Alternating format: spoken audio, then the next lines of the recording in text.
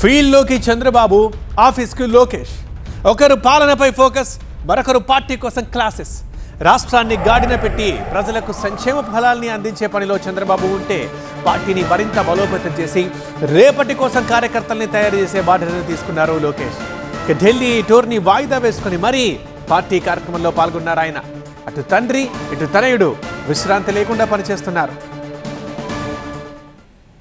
ఏలూరు జిల్లా ఉంగుటూరు మండలం గోపీనాథపట్నంలో పెన్షన్ల పంపిణీలో పాల్గొన్నారు సీఎం చంద్రబాబు. ఎన్నికల్లో ఇచ్చిన హామీలన్నీ ఒక్కొక్కటిగా నెరవేరుస్తున్నామన్నారు. కూటమి ప్రభుత్వం 15 ఏళ్లు ఉండాలని పవన్ కళ్యాణ్ పదే పదే చెప్తుంటారు. తనది కూడా అదే కోరిక అన్నారు. అభివృద్ధి జరగాలి అంటే స్థిరమైన ప్రభుత్వం కొనసాగాలన్నారు.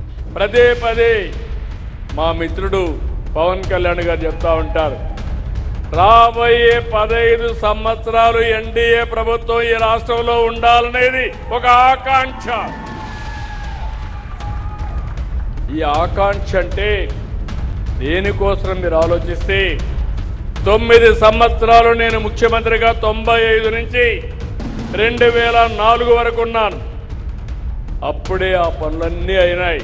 మీరు చూడండి, ఇదే యంత్రాంగం, ప్రభుత్వ యంత్రాంగం, ఇదే రాష్ట్రం 5 సంవత్సరాలు ఈ రాష్ట్రంలో అభివృద్ధి జరిగిందా అని మిమ్మల్ని అడుగుతున్నా. జరిగిందా తమ్ముళ్ళు అని మిమ్మల్ని అడుగుతున్నా. 2027 గోదావరి పుష్కరాల కంటే ముందే పోలవరం పూర్తి చేసి జాతికి అంకితమిస్తాం. అమరావతి పనులు ముమ్మరంగా సాగుతున్నాయి. 2028 నాటికి మొదటి దశ పనులు పూర్తవుతాయన్నారు. ప్రపంచంలోనే సుందర రాజధానిగా అమరావతి తయారవుతుందన్నారు సీఎం చంద్రబాబు. జనవరిలోపు రోడ్లపై ఉన్న గుంతలు పూడుస్తామని హామీ ఇచ్చారు.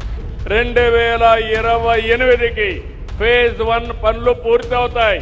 ప్రపంచంలోనే ఒక సుందరమైన నగరంగా అమరావతిని తీర్చిదిద్దే బాధ్యత మేము తీసుకుంటాం.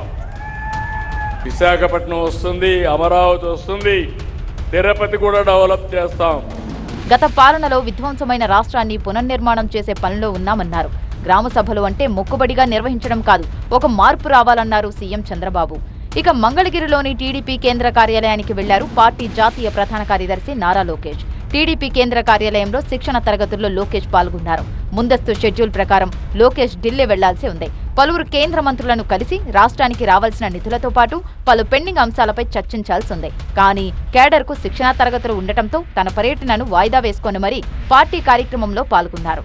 పార్టీకి కార్యకర్తలే ముఖ్యం, కార్యకర్తల కోసమే పార్టీ పనిచేస్తుందని చంద్రబాబుతో పాటు లోకేష్ పదే పదే చెప్తుంటారు.